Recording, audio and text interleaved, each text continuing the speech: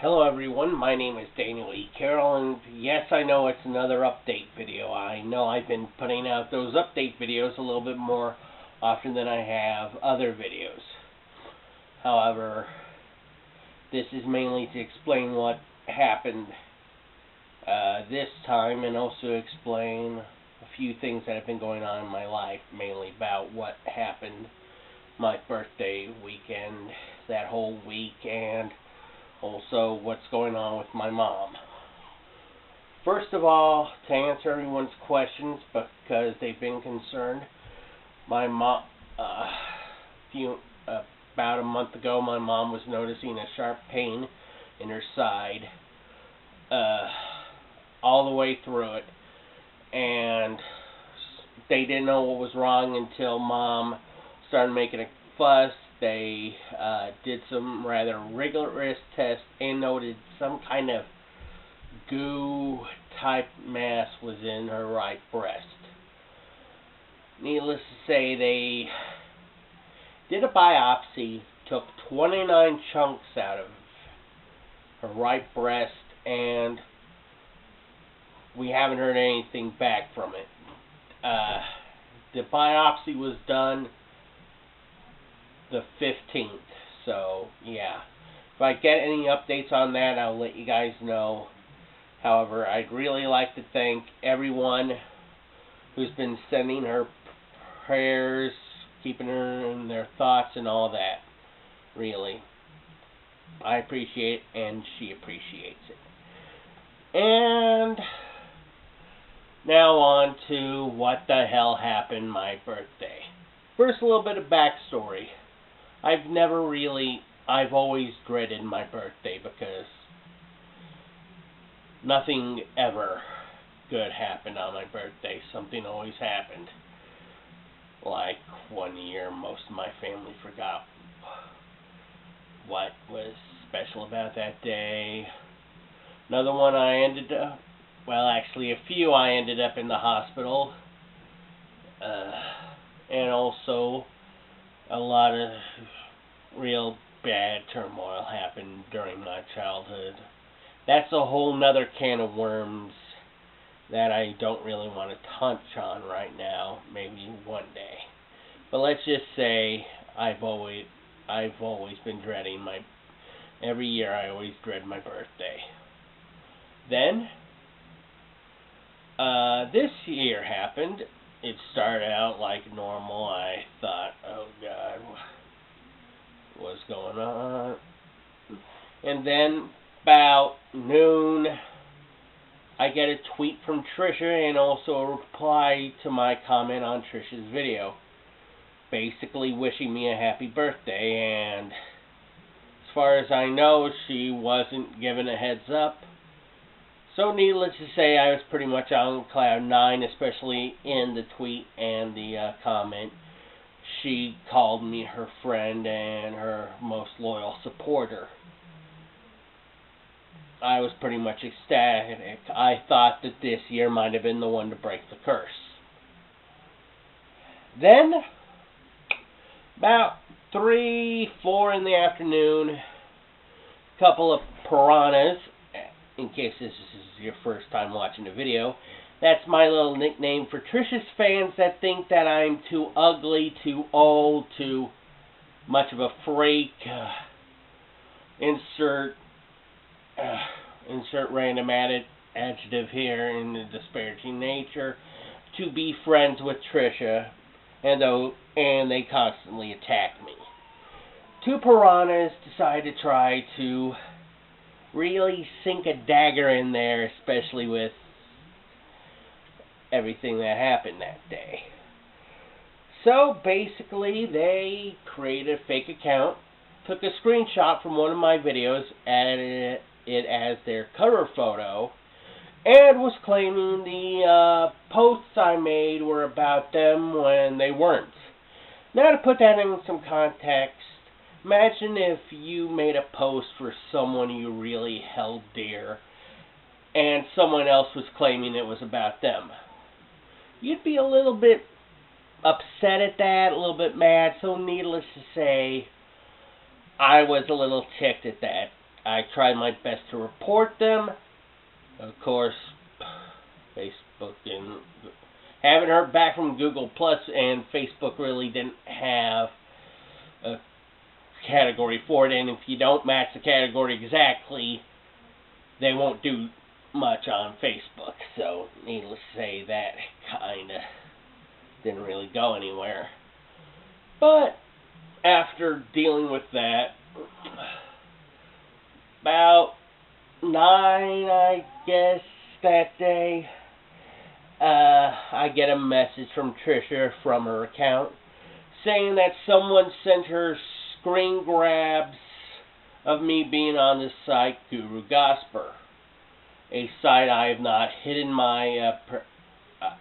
hidden the fact that I go to. In fact, I've mentioned it a few times in a few of the videos. And that she was hurt that I would attack her like that. At first I wondered what the hell was going on, because I know I'd never attack her, especially on Guru Gosper, so I was wondering what the hell was on those screen grabs. However, it seemed to have upset her to the fact that she wasn't responding to me after that. So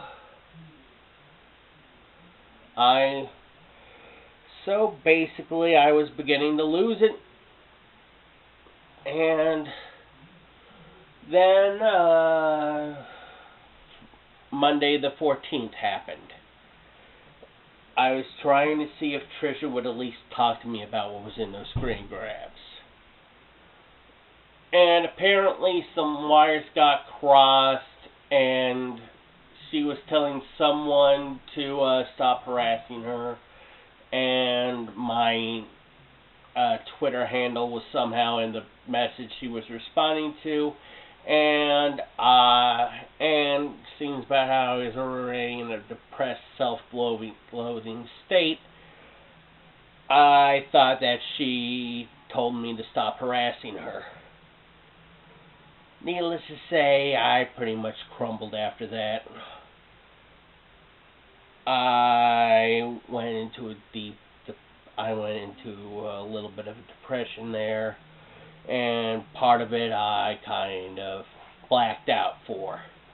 For those wondering what I mean by that, I hate referencing this movie, but if you've seen Rain Man, not the parts where he freaks out, arms flailing all over the place shouting, the part where he curls up, more like when he curls up into a little ball, repeating a phrase or sequence over, just going into a defense state. That's what happened.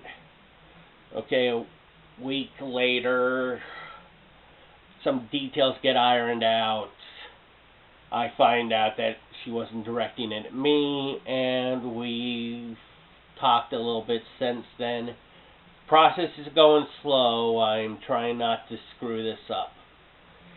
But I also been getting the question, why was I on Guru Gosper then if I'm friends with Trisha?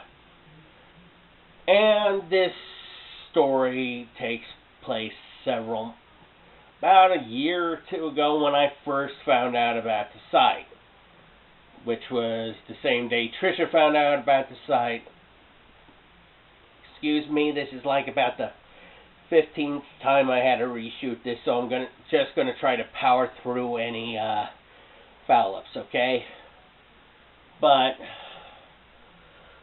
yeah, when Trisha found out about the site, I figured I'd make a username and try to defend her, but reading through the site, I realized that all it was a trash site in multiple versions of the word. That all it was about trashing people behind a random screen name. That's all it was, so I figured it really wouldn't be worth me doing anything on there, so I just forgot about the site. Until a few months later, when I started to notice some flaming comments happening on my videos that didn't seem like the usual kind that come from piranhas. So I wonder what the hell was going on, and someone mentioned that it was in retaliation for me going on Guru Gospel and trying to flame them. Needless to say, I wondered what the hell was going on. Went there, found out that two jackasses created similar sounding but not really usernames on there. Things like Carol_Sensei and crap like that. So I quickly contacted the mods there, made a few posts, talked with the mods and the regulars, got to the bottom of it, and stomped those guys down.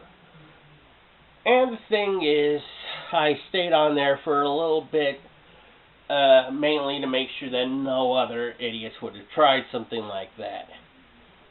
And basically, I got on there. Sometimes I vent on the site when the piranhas get a little extra nasty, or when Trisha's current boyfriend decides to just step on her heart like they usually do, or stuff like that. But never once have I disparaged Trisha or ever trashed her on that or any site. In fact, there were people that, most of my friends and even some of the people that were wishing me dead about a month ago were saying that there's no way I would do that. Needless to say, when Trisha started talking to me again, those guys that hated me went back to hating me. But even friends of mine that aren't really fans of Trisha or aren't really connected to Trisha in any way, yes, I know, big surprise, I have interests outside of Trisha,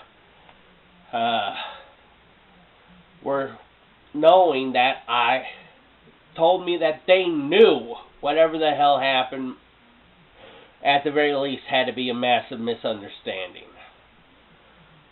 So, yeah.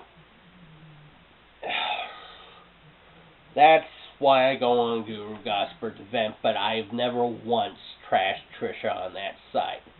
Now on to another question I was asked.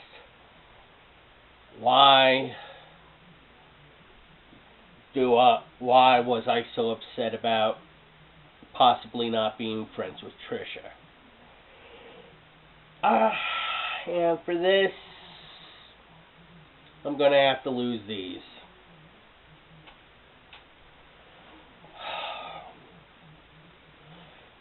When I was growing up, I was picked on in school a lot. Pretty much almost every day. Yeah, I know. Big surprise. And I was a freak because I had to take special classes because of how I acted. This is before they nailed down what I had, before they nailed down exactly what screws were loose up here, you know. I was a freak.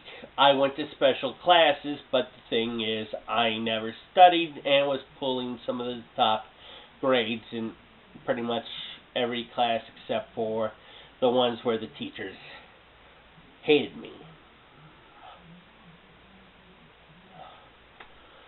So, needless to say, the kids were kind of merciless, picking on me. And in fact, I heard the following several times in my middle and high school career, that no one would be blank enough to be friends with a freak like me. Blank, of course, being would be a slur toward people with Down syndrome that begins with the word R. I mean, with the letter R. Sorry. Kind of a touchy subject for me. And there's a whole nother can of worms about why I don't exactly like that word. Whole nother video for that.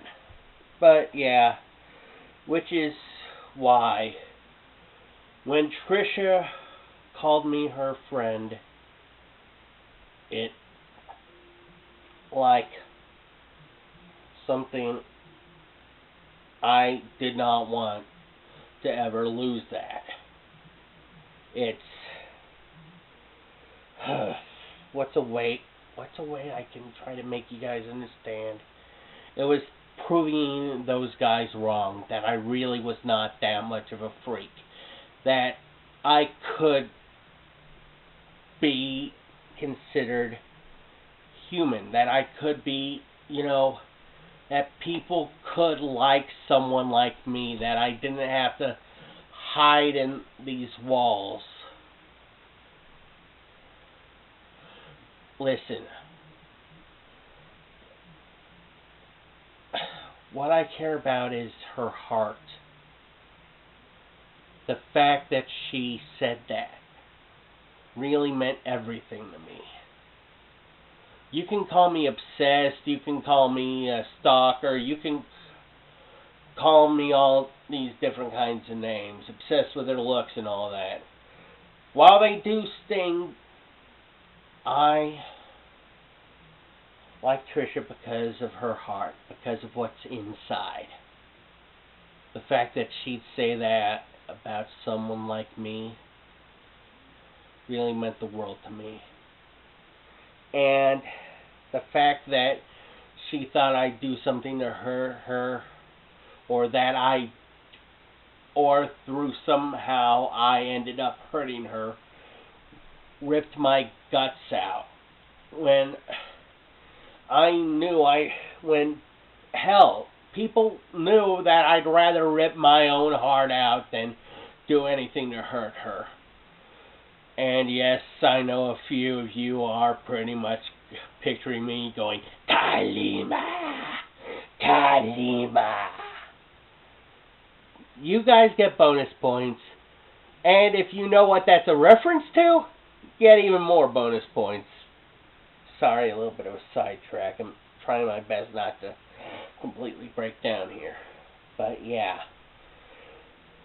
that's why I still want to be that's why I want to keep being friends with Trisha, because it meant that I could be human. I could not be a freak, at least not that much of one. And also for those wondering why I keep on offering to be there for her, why I keep on asking for her to contact me, to text me, to message me. It's because I knew she was, even when she wasn't saying it, I knew that I could see her peeking up from that deep, dark hole. I've been in that pit before, trapped with no way out. The thing is, sometimes I still feel my foot starting to slip into that pit, that depression. And the thing is, for me, when I was in there, I knew what I wouldn't give for just someone to just reach out and say, hey, I know what it's like. Hey, you're not alone. And the pit ain't real. It ain't there. Just bust through. That's basically why I wanted Trisha to contact me. I know some of you don't understand this, and hell, probably when I'm watching this again, I probably will be wondering what the hell I was talking about. But yeah, I tried my best to explain this to you guys.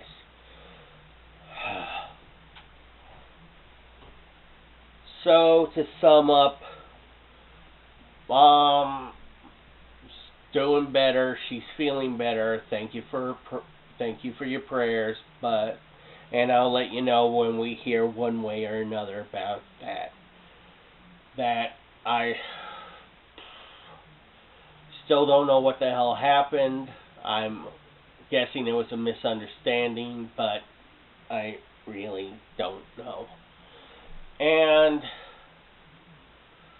I honestly have no idea what the hell's coming out of my mouth at times.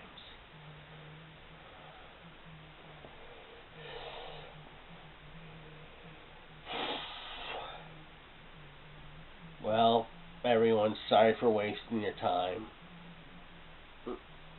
And I'm Daniel E. Carroll, and that's all I gotta say about that.